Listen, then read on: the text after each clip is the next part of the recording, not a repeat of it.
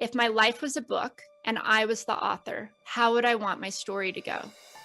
And the reason I asked that question is I thought, I am not a victim to this. It's not like, okay, I lost my legs, lost my kidneys, my life is over. No, I refuse that. I refuse that. So if I had control over what my life would look like, what would that be?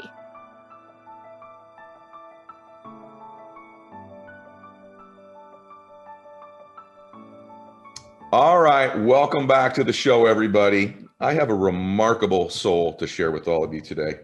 And I've been following this woman's journey for a long time. We were just talking, we have so many mutual friends. And there's so many things you could say when you introduced her. I mean, she's really the all-time, I think, most decorated adaptive snowboarder of all time. She's an unbelievable speaker. Oprah Winfrey calls her basically the most inspirational person on the planet. She's toured with Oprah Winfrey. She's the best-selling book of On My Own 2 Feet. She's got an unbelievable podcast. And oh, by the way, when she was 19 years old, she lost both of her legs from below her knees. And so there's a lot to talk about. Oh, should have won Dancing with the Stars with my boy, Derek Huff. That was a robbery, but she was runner up there. So Amy Purdy, welcome to the show today. Thanks for being here. Thank you so much, Ed. You're fantastic. I'm so excited to be here. That just got me so excited. Just, you having a personal, connection to my story, and it means a lot to me. So, well, how can someone not? It's an unbelievable story. I interviewed a young man that actually his young man's wife, his mother went to high school with me, and he had lost his legs at about 3 years old. His name's Cody McCaslin. Okay.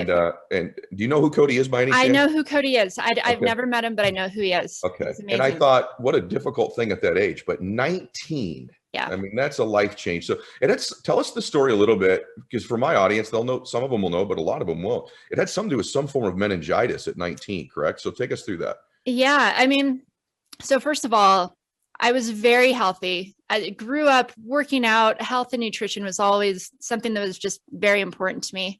And so when I got sick, it definitely blindsided me. And I was a massage therapist. My whole plan was to travel the world.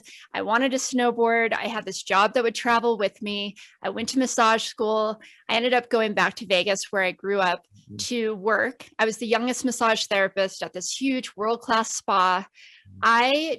I loved my life, and I was just stepping into the world. And then suddenly it took a detour when I felt sick one day. So I thought I just had the flu. And when I was at work, my neck was a little bit achy. My back was achy. I actually had just massaged this guy who I felt was just draining my energy, because, sometimes people can just suck the life out of you. So I really didn't think I was sick at first. I just thought, God, this guy's energy, this guy is just draining me. What is going on? But really, over the next hour or so, I realized that my back was achy, my neck was achy. I just wasn't feeling that great. And so that night I had a temperature of 101. That's typical flu-like symptoms. Next morning, my temperature broke. So seeing that I felt better, my family went out of town, and I told them, I'll just meet up with you guys a little bit later. But that afternoon, instead of feeling better, I started to feel worse. And, at one point, my mom called me to see how I was doing. And I said, God, I feel like I'm dying. But I have to say that every time you have the flu, don't you feel like you're dying? I mean, I know I do. So, there's really nothing that's telling you are dying until all of a sudden it hits. And so I was laying in bed, and I fell asleep, and I tried to wake myself up, and I couldn't. And over, I would force myself awake. And then suddenly I fell into the deepest sleep I've ever felt. And then I heard this voice say, Amy, get up and look in the mirror. And this voice was so startling that I opened my eyes. I looked around. I didn't see anybody there. And as I was sitting up, I realized something was really wrong. My heart was beating out of my chest. I was so shaky. I was so weak. It probably took a good 5 minutes to get into a seated position. And then I put my feet on the floor, and I stood up, and I realized that I couldn't feel my feet. And when I glanced at the floor, I saw that my feet were purple. When I glanced at my hands, I saw my hands were purple. I looked at my reflection in the mirror. I saw my nose, my chin, and my cheeks were purple as well. And so that is when it hit me that I was dying, and I knew it. And so I got rushed to the hospital. I was given less than a 2% chance of living. I was immediately put on life support. They didn't know what I had at first. And it took about 5 days to find out that what I had was something called meningococcal meningitis, which is a bacteria that we had never heard of before, right? Somebody could have sneezed on me in the elevator at work, and maybe that's how I got it. But due to this little microscopic bacteria, over the course of 2.5 months, I ended up losing my spleen. I lost my kidney function. I lost the hearing in my left ear. And due to the septic shock my body went into, I lost both of my legs below the knees. So, you know, my life changed forever, right? I mean, everything I thought I knew changed, went out the window. The rug got pulled out from under me. Everything I thought I was went out the window. And I had to really reinvent myself. I had to reimagine the possibilities and reinvent who I was and what my life could look like.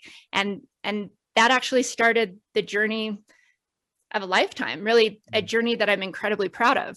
So. Oh, wow. Okay. First thing is I'm listening to you and I've seen you speak, but it's clear that there's just, everything does happen for us, not to us, but like, obviously, whatever you believe in, I believe in God. God selected you because he also knew you'd have this amazing ability to communicate the feelings and emotions and thoughts that you went through. He didn't choose somebody who couldn't transfer. It's so obvious listening to you. But I got to go back. Who and what do you think that voice was, in your opinion? You know, I think about it a lot. I definitely think it was God. I think, you know, when I heard it, it was a mixture of my own voice, but a more powerful version of it. And I always say it was kind of a mixture of my voice and the divine. I mean, there was obviously somebody helping me through that. I would have died if I did not hear that voice, because even though my cousin came over, you know, she would have looked in the room and saw that I was sleeping.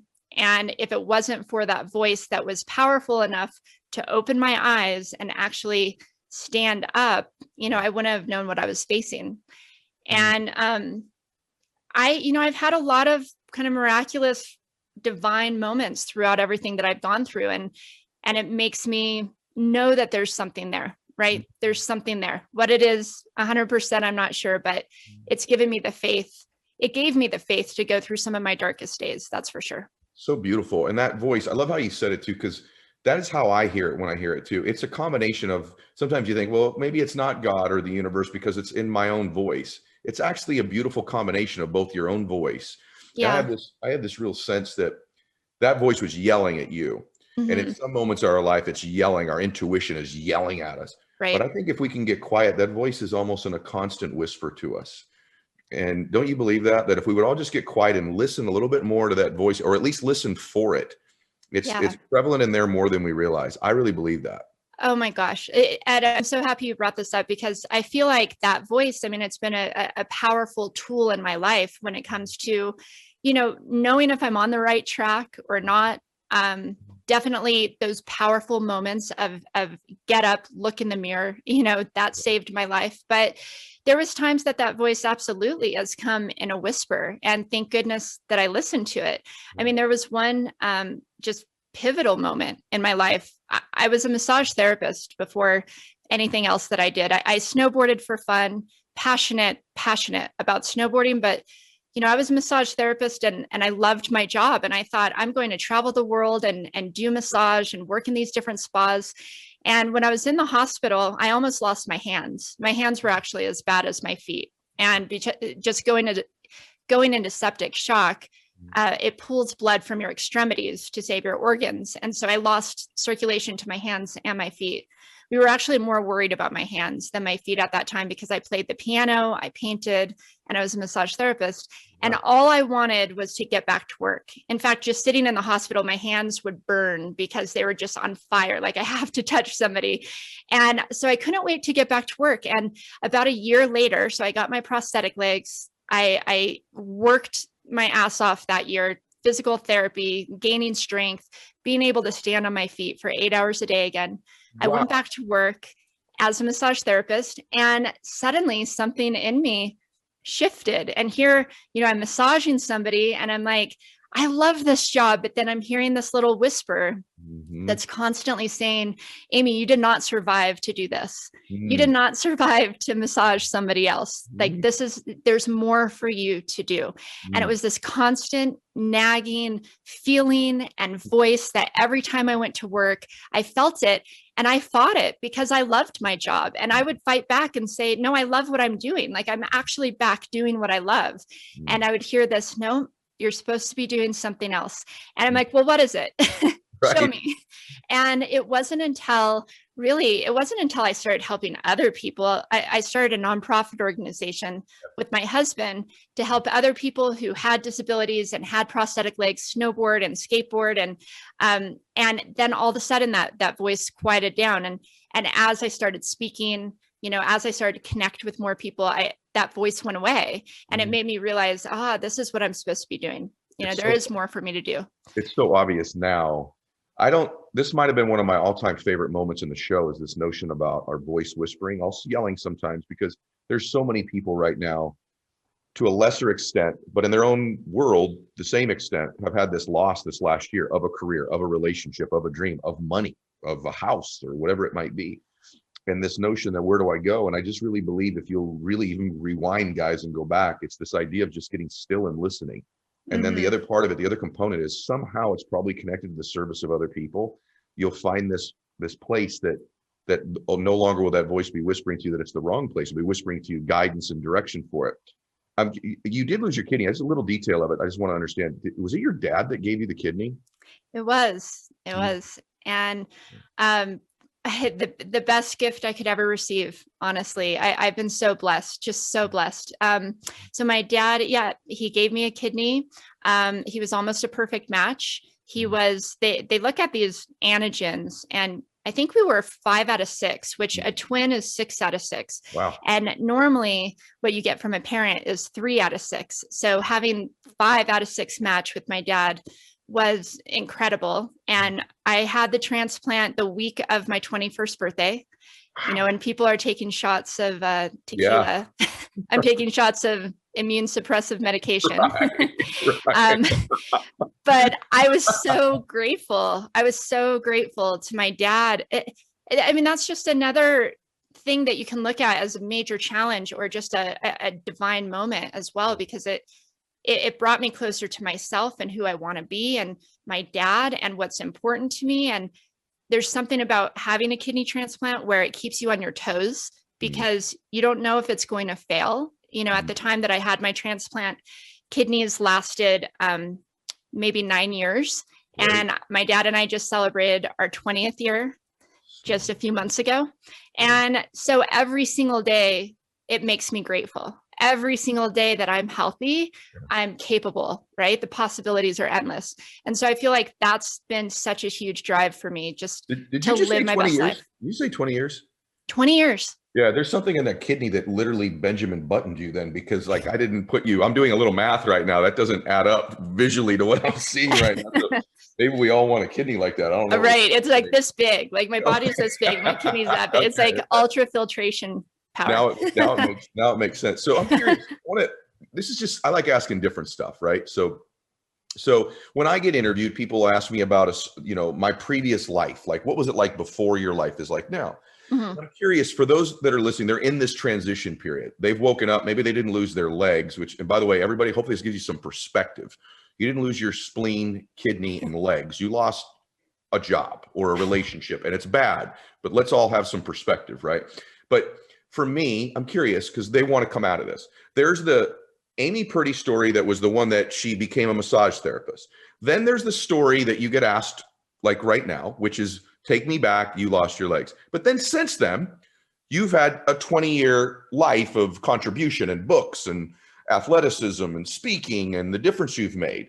When you're telling it, is that an old story to you now? In other words, does it eventually fade? Like you have to recall when you build your new dream and story, or is it just as fresh to some extent as it was before? What's it feel like when you actually change your life and come back from adversity?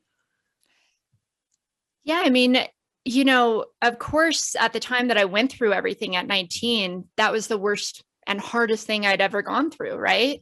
But then I moved on and I moved forward and life continued on. And I went through even other types of hard things, right?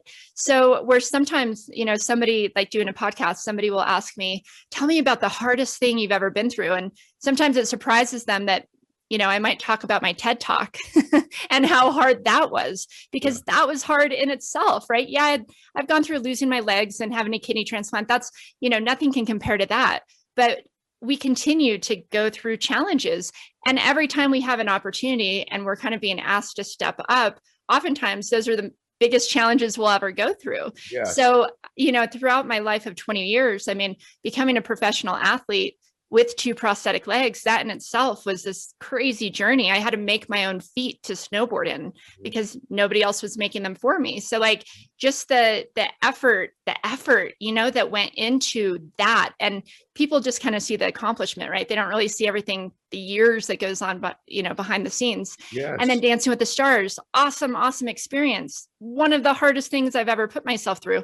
And then now this past year, I've actually dealt with another major challenge, which, to be honest, has been more challenging than when I lost my legs 20 years ago. Oh my gosh. And so I've been fighting through that. I've had 9 surgeries this year, but at the same time, it continues to teach me things that I didn't learn 20 years ago, which is amazing. It's not like I can flash back on what I learned 20 years ago to help me get through some of the challenges that I'll face today, but I learn even more things with each challenge that comes my way.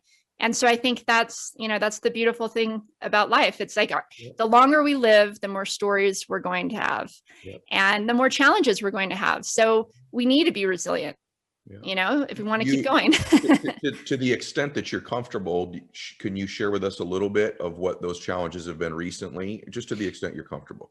Yeah. It's amazing. I'll say, it's also made me question everything that I thought I knew previously, actually. So I was, let's say 2 years ago, living my best life. I was, just won my third Paralympic medal. To get to that peak of performance with 2 prosthetic legs, massive accomplishment for me, because I felt it. I felt it inside. I just had to figure it out. And it took years to figure it out. And then I finally did. I was finally snowboarding at my absolute best. And I was strong and I was healthy. And my husband and I, we bought this beautiful house in the mountains and we're traveling the world. And it's just like, yes, I've worked 20 years, worked so hard to get here. And then suddenly my life flipped upside down when I felt this cramp in my left calf. I was actually doing a speech in Las Vegas and I was standing on stage, felt this cramp, didn't think anything of it, flew to Nebraska to do another speech, actually the next day, and just thought, well, maybe my prosthetic leg's not fitting that well. And the next morning, when I was supposed to fly home to Denver, I woke up at about 5 a.m. in excruciating pain, ripped the covers off, realized that my calf was like as white as the sheets that I was laying in. And so I scooted to the edge of the bed and kind of hung my legs over the edge and rubbed them like crazy. My leg was ice cold. It hurt so bad. I instantly Googled blood clot because I travel so much, and it didn't look anything like it. It normally with the blood clot, it's like you're swollen and inflamed and red. And I'm like, no, my leg's actually white and cold and hurts. And so I got on the quickest flight I could, flew to Denver, went into the emergency room and found out that I had a massive blood clot in the artery of my left leg from my hip down every artery. So basically, oh my gosh, just a spider web of little blood vessels was keeping my entire leg alive. And I knew in that moment that this was major. This was major. And my leg was purple. Having a prosthetic leg, first of all, having prosthetics, your legs need to be very, very healthy to walk in them, to snowboard and work out and do all of these things. Like that is one thing that I definitely, know that helped me get to where I'm at today is I've always been healthy. Yes, I have prosthetic legs. Yes, I have a kidney transplant, but I've always been very, very healthy. All of a sudden, the health of my leg was compromised. And so I ended up having 9 surgeries, including one about 2 weeks ago. Half of them have been vascular, which is basically once an artery gets injured, it wants to shut down. That's the way that it wants to heal itself. And it kind of goes against what you want to believe, because I want to sit here and think, I need my body to heal itself. Well, it's trying, and we're actually stopping it because what it's trying to do is close the artery that is injured. And we're constantly going in there trying to open it up. Right. And I will say some incredible things have come out of it. I mean, first of all, just the power of the human body is incredible. So my body has rerouted. So I've had these closures in my entire femoral artery and then popliteal artery, and there are arteries below my knee as well. But every time a closure has happened, this amazing little detour pops up in the ultrasound, and you see these like branches of a tree, these new like little arteries, which don't always grow. It's not something that they can predict will happen. You just hope it does. And I've been very lucky that, I now have all these like little arteries taking over what the big arteries were doing. And so it's been fascinating to watch what my body's been able to do, but it's also been massively challenging. I mean, I've had major surgeries, some of the most painful things I could ever experience, and haven't been able to walk for the last 2 years. And, it's challenged me in a way that I never could have expected. And, at the beginning, it was very hard to understand, because I'm like, haven't I already faced the challenge that was supposed to teach me, what we can do in life and what we can do despite our circumstances? Like, haven't I done that? Why do I have to go through this now? And, I will say, I mean, it's just taught me things that I never learned 20 years ago. It's not till you get to like the depths of life and the depths of despair that you learn certain things that do help you, not just survive, but thrive. And I feel like I'm able to help others even more so, because it's not just, 20 years ago, it was like, yeah, I lost my legs, got my new legs, went on to become a professional snowboarder. Like, oh yeah, you just kind of put your legs on and go. Like, it felt almost that easy to me.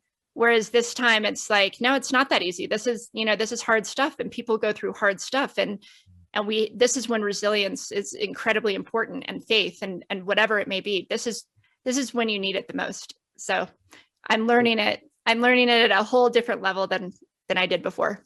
Thank you for being willing to share that. One thing I will say to you is that your energy is so magnificent, even though you've been going through this. And the good news is that because you shared this, you've now got several million people going to be in prayer for you, because I get the feeling maybe you're not completely past all of it the way that you're talking. And so we'll all be in prayer for you. Well, that's just a wow. It's an interesting thing on much lower levels, much lower levels. I have to say to everybody that there's such a beautiful lesson you've taught there. And actually, I'm so grateful I asked that question, because I just had this sense like that's not the only story with you. And it's not in any of my notes, but I ask it because when we have defining moment in our life, like, wow, someone says, I went through this divorce and now my life's blissful, or I went bankrupt and now I'm rich. I always thought I'd already had my challenging parts of my life.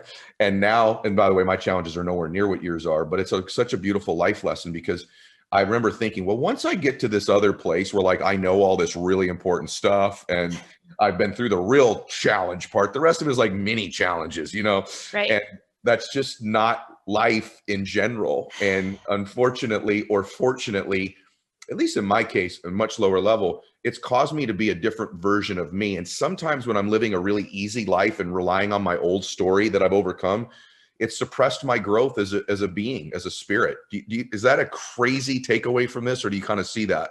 That is a takeaway. That's my biggest takeaway, I think, from what I'm dealing with right now. Absolutely. I mean, it's forced me to grow that much more. It's transformed me, and there's no way to go back, right? There's no way to go back to what things were, and things were incredible, but this is how things are now. And I'm learning so much. And, I felt the same way. I went through this massive ordeal, and, when I was 19, and it also, it's like I traveled the world and shared my story all across the world. It's like, that was my challenge.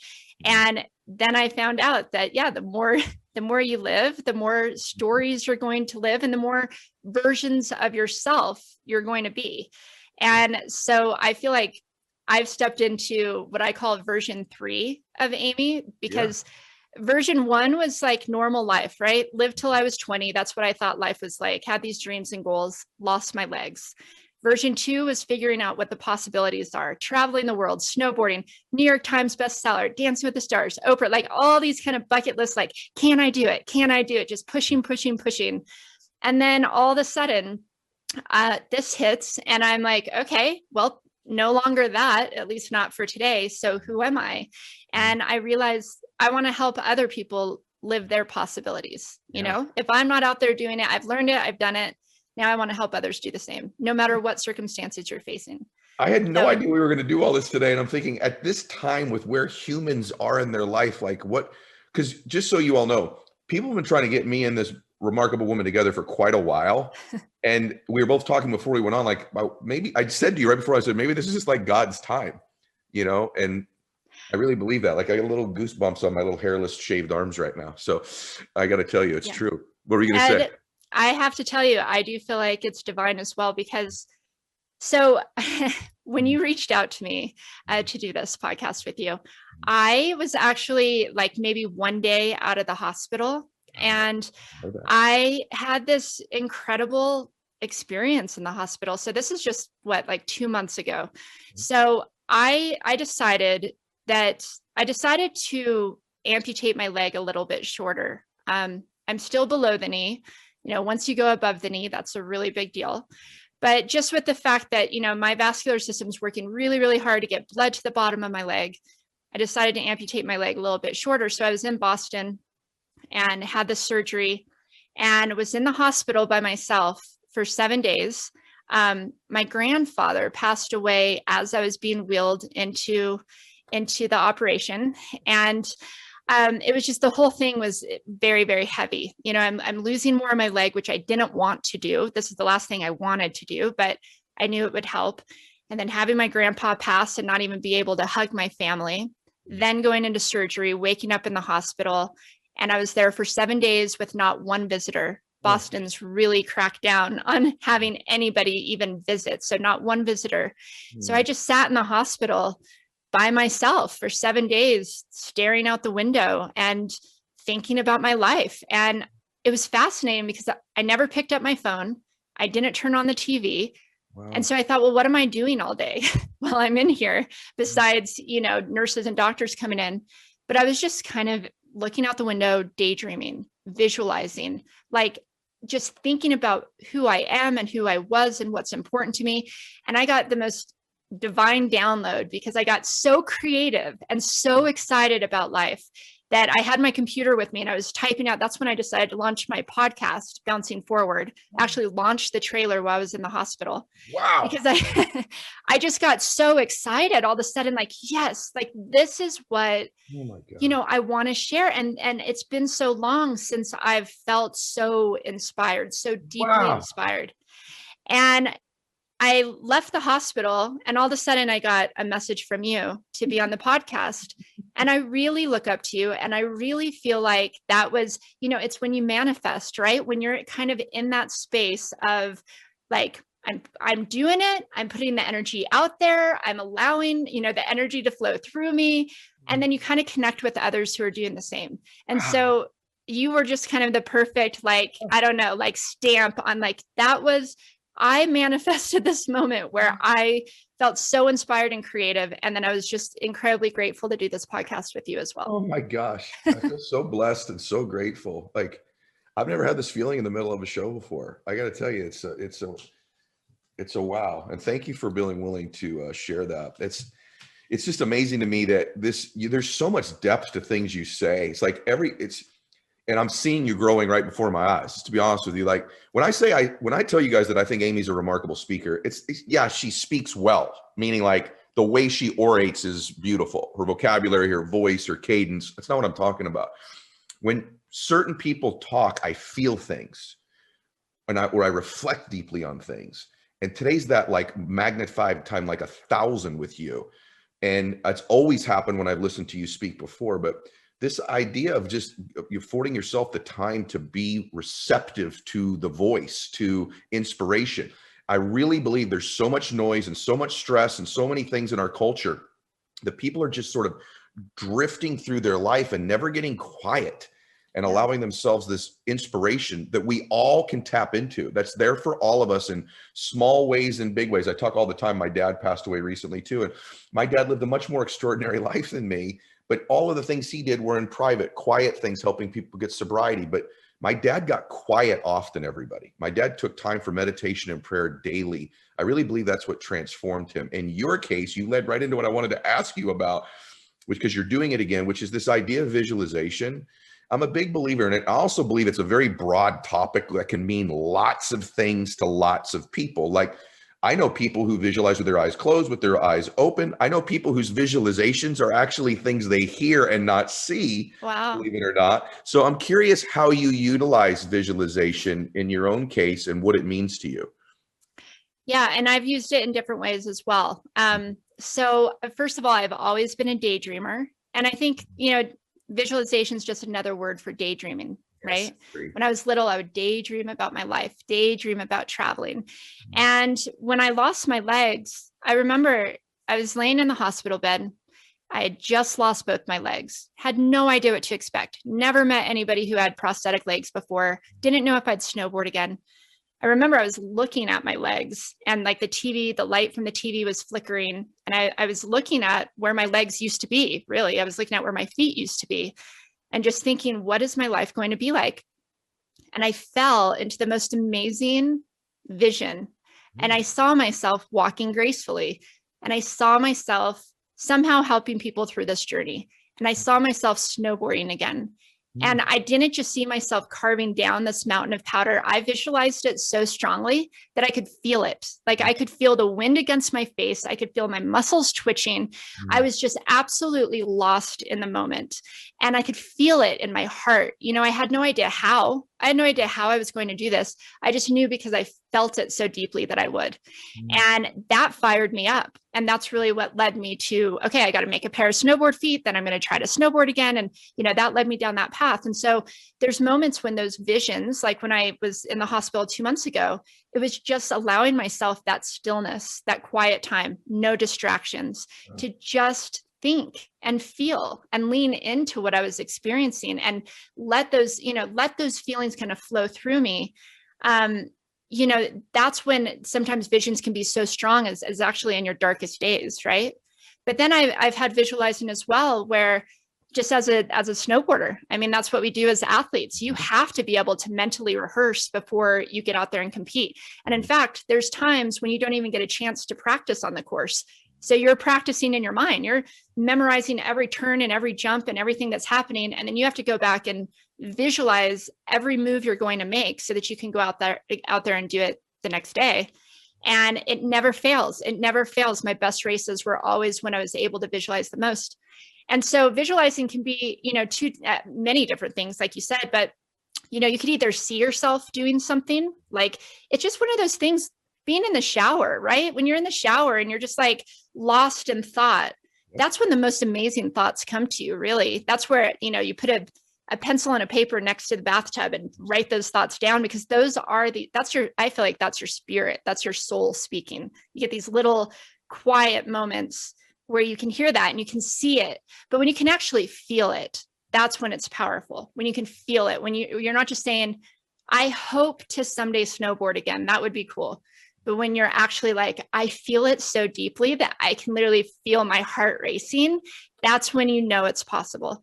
And so visualization, I mean, it's just been it's been the biggest tool of my life, from daydreaming as a kid to, letting myself have that quiet, still time to download and reflect and figure out who I want to be and where I fit in the world. And, sometimes you can see yourself walking and sometimes you're looking over yourself. There's a lot of different ways to do it, but it's something that we don't do enough of. And I realize we don't do enough of it because even me, where it's been such a huge tool in my life, I haven't done enough of it. I realize, like, we get busy, we pick up our phones, we get distracted, right? When we're bored, what do? We literally pick up our phones and scroll through Instagram or Clubhouse now, whatever it may be. Yeah. And it's like, those are actually those are moments where we used to get really creative, right? Those are moments where we problem solved. Those are moments where we think about the challenges we're facing, or, or we see somebody walk by and it triggers a thought. Those are the things that we're kind of missing these days because we instantly pick our phone up and distract ourselves. So it's a practice that I naturally do, but that I'm also practicing to do more because of how powerful it is. I don't know if there's such thing as the perfect interview, but we're bumping up on it right now. So I just want to unpack a couple of things there. I mean it too. Like I'm just sitting going, wow. A couple of things you said there I just want to unpack that I just want to advocate for, because you say it better than me or anybody I've heard say it, which is one, that you just get lost in the visualization, lost in the dreaming. I also believe visualization is daydreaming. The other thing is, the more senses you can give yourself the gift of not just seeing, but seeing, feeling, smelling, tasting, touching, the more you give those senses, the more deep it is. And the good news for everybody is that this is a muscle you can build. You can get better at it. And I was like you as a little boy. I was a big daydreamer. I think because the conditions of my life weren't so good where I would just go away and get lost in these visions. And before a baseball game, I would not only just see myself playing well, but I'd picture myself getting interviewed by a broadcaster who wasn't there afterwards. I hit the home run, and the gift of that. And everybody, give yourself the gift of getting lost in it and getting quiet, and don't beat yourself up if you're not great at it. The other thing you said, I just have to say, that was brilliance, is this idea that if you can become more aware of what you're visualizing, in other words, are you above you looking at it, or are you seeing it through your own eyes? And the more you dial that in, right, the more it can make an impact on you, and you get even better and better at it. True?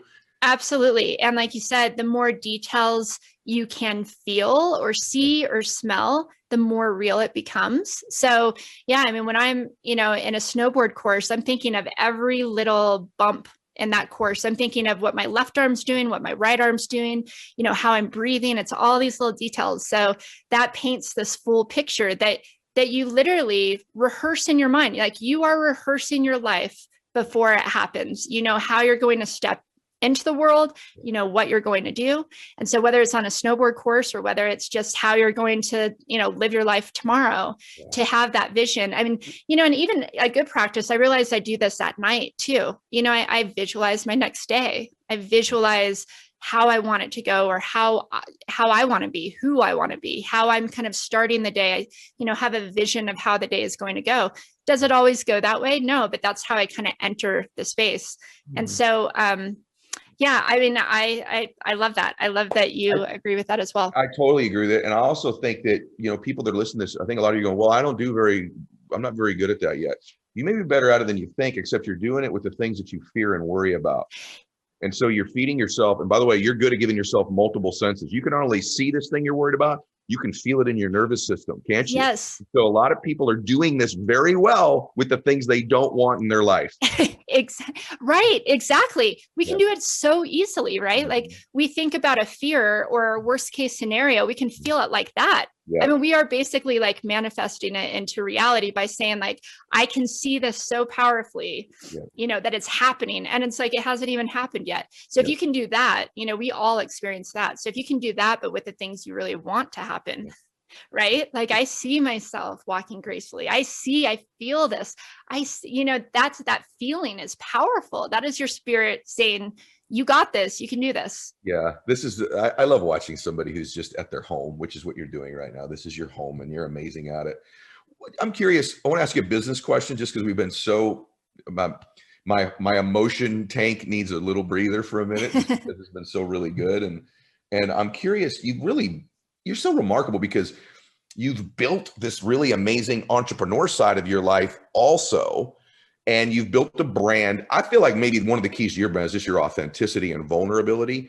But is there anything you would give advice on to who maybe an aspiring entrepreneur or an entrepreneur who's like, I want to be better at building my brand, but I just feel like a lot of people just think, I don't really have anything. I didn't lose my legs before, below the knee. So who really wants to pay attention to me? Obviously, we want to pay attention to you because your story is so compelling. My story is not that compelling, and they discount themselves. What would you say about building brands as an entrepreneur? I mean, I think, the more you know yourself, the more you'll be able to build your brand where other people believe in it, right? Yeah. So you do have to know your story. And I believe we all have stories. It doesn't have to be a story like mine. I mean, we all have things we've learned along the way. Like, what is it that makes you you? And what is it that makes you want to put this brand or this product into the world? So the more you know that story, I think for me, I connect with people who are authentically share their journey and their story and their passion. You know, it's very easy to share something outside of yourself. And I have to check myself at times too. You know, I can sell something outside of myself, but it doesn't always sell, right? But you're so much better at not selling, but at sharing your journey, bringing people into your life. And I think that that's when your product or your brand shines, really. So I think storytelling is key. I mean, these days with social media, you know, everybody's selling something, right? But the ones who really sell you on it are the ones who can relate, who can say, this is why this is so helpful, and this is what it's done for my life, and I can show you that, you know. And so I just think it's important to know the story, your story, you know, and believe that your story is valid. Believe me, I didn't even think mine was. I mean, everything I've gone through, I would think, why am I being asked to stand on stage and talk to, you know, Fortune 500 companies? Clearly they're successful, clearly they know what they're doing. Why are they asking me? I don't know anything more than they do. But what it comes down to is knowing my truth, right? Knowing what's helped me. And that's what's actually built my career, is just knowing my perspective matters, and your perspective matters. And so I think we have to kind of dig into ourselves a little bit, and not try to sell something outside of ourselves, but have it authentically come from our experiences. And that's what people relate to. Like, people do relate to vulnerability. You know, we don't relate to success. Not everybody's going to stand on a podium and have medals around their neck, or, you know, be massively successful like you are, Ed. So I feel like what we do relate to is, but how do you get there? Right. And that's what we all want to know. And so when it comes to your own brand and business, it has a story, and you just have to figure out what that story is, and be willing to actually go there, you know, to connect on that vulnerable level so that you can really help people. I mean, I'd imagine that's what every entrepreneur wants, is to make an impact. And so it has to be authentic to you. Yeah. Huge takeaway is storytelling. Like that, guys, like that's a gold nugget. That's just massive, is that just beginning to at least be intentional about telling a story about your life, your product, the journey, the difference you could make. Maybe it's not even you. Maybe it's a story of what your product or service did for another person. But exactly, you're so right about that, that the best people that build brands, by the way, even my best friends, what many of them, you know, people always say, well, you're friends with all these comics and comedians. They're just great storytellers. They are. I just love to be around people who can tell a story, right? And the more you're intentional about that all the time, that's the world we currently live in. That's why reality TV works so well right now. That's why social media works. The best politicians are the best storytellers. It's just like, can you tell a story? Now, finishing question here. By the way, follow Amy on everything. Okay. So just, you guys already get this. So, and by the way, when we do this, it's Amy Purdy Girl, but it's Purdy for those of you that might not know, and girl also has the G in it. Okay. So go everywhere and get her stuff. I don't only fully endorse her, I'm telling you to go do this. Okay. And we also have millions of people praying for you. But this idea of these stories is the last thing I wanted to finish with. Like, this just flowed really well. But we tell ourselves stories about our past, and sometimes we repeat these stories. And I think one of the most detrimental things you could do if you're trying to make a change in your life right now is in any way comparing where you currently are. Comparison's terrible, comparing to other people. But one of the things we do to really harm ourselves is we sometimes compare ourselves to what we used to have, or we used to be. So even a relationship you're currently in, if it's in the 10th year, comparing it to the 6th month isn't fair to the 10th year. It's not as new and as exciting, and comparing it then isn't fair. Comparing yourself. And so I picture this beautiful soul that you are. And you said that both times, with the new situation, the other one, but particularly the first time where you lost, you know, below the knee, you looking down and your feet are gone. And immediately, instead of looking at what was there before and comparing, you began to look at the next story and visualize the next story. That's so profound. What advice would you give or counsel to someone who's saying, all right, things were better before for me in any way, shape, or form, right? They were better before. And I am, Mylett's right, Ed's right, I am sort of beating myself up and comparing to another place or time. what would you say? How do I get out of this? How do I create a change? Because I do keep looking at maybe it was a little bit better before. What would you say in conclusion to those people? I mean, so first of all, be gentle on yourself, because I think we all feel that way. Especially when something drastically happens, you're like, yesterday I was here and today I'm here. Like, how did this happen? It was so much better yesterday. Yeah. But I also think that, we have to embrace the moment. That is the key to life, right? Be in the moment. What's happening right now? Yesterday was like an era. What an amazing era that was, right? I did this and things were great. Now I'm in this era. And so you're not losing anything, you lived it. I didn't lose, maybe I lost my legs, but it's like, I didn't lose who I was. I lived a certain life, and now I'm stepping into this new era, and we're going to have these new parts of ourselves and new stories and new complete realities as we move forward. So it is very important to be in the moment. And one thing that really helped me when I lost my legs and when I was laying in that hospital bed and saw myself snowboarding, I had this feeling, and I asked myself this question: if my life was a book and I was the author, how would I want my story to go? And the reason I asked that question is I thought, I am not a victim to this. It's not like, okay, I lost my legs, lost my kidneys, my life is over. No, I refuse that. So if I had control over what my life would look like, what would that be?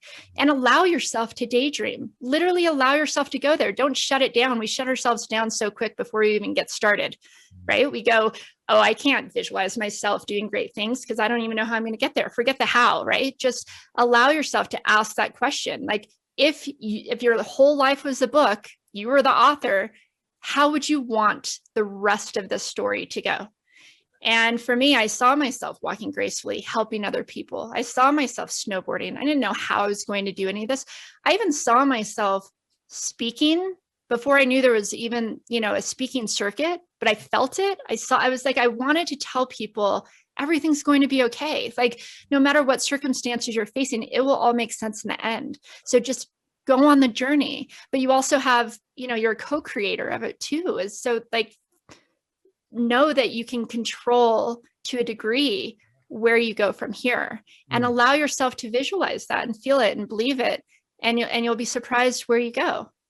I know I have been. Oh so my gosh. I don't even know what to say. Like, usually at the end, I go, hey guys, make sure you share this interview with people. I don't have to ask anybody to do that. They already did it. It's impossible. It's impossible that you would listen to this today and just keep it to yourself. That would be a crime. You're amazing. Ed, you're amazing. Oh, thank you. You are amazing. I will tell you, I didn't know what to expect, because I didn't go over any questions that we would talk about. And I'm like, gosh, what are we going to talk about? And I just love that you're so present. It just creates an incredible environment. So I'm very grateful for today. I'm here for you as a new friend, by the way, and anything you're going through, thoughts, prayers, resources, anything, I'm here for you. I mean that too. And I just really want to thank you. You change lives. Like, you change and impact lives, and you are right where you're supposed to be. And I have this feeling that you're going to take this time you're going through right now and do even bigger and better work for humanity with it. So thank you so much, Amy. Thank you so much, Ed. You're awesome. All right, everybody. God bless you. I have no words. Just, I hope you enjoyed today. Max out. Hey guys, thanks for sticking around. If you'd like more, click the videos right here. They're exactly what you need to see next. And if you're new here, hit subscribe and become a part of the Max Out community. And tell me what you think about the videos in the comments below. I read all of them every week, and I select winners that get all kinds of prizes, gear, coaching calls with me. Make a comment.